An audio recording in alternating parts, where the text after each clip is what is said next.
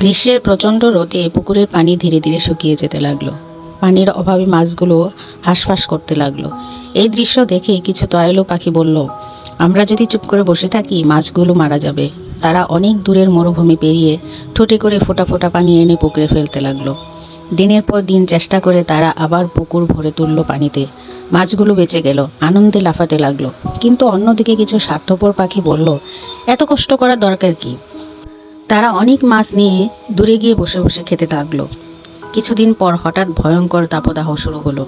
চারদিকে পানি শুকিয়ে গেল। স্বার্থপর পাখিরা পানির জন্য ছটফট করতে লাগলো। অনেকে অসুস্থ হয়ে পড়লো, কেউ কেউ মরতে বসলো। তখন তারা মনে করলো সেই পুকুরের কথা, যেখানে দয়ালু পাখিরা পানি এনে মাছ বাঁচিয়েছিল। লজ্জিত হয়ে তারা ফিরে এলো, মাথা নিচু করে বলল, আমরা ভুল করেছি। তারা সবাইকে আশ্রয় দিল, পানি দিল। যারা অন্যের বিপদে সাহায্য করে, প্রকৃতি একদিন তাদের সাহায্য করে। আর দয়া ও ক্ষমাই পৃথিবীর সবচেয়ে বড় শক্তি।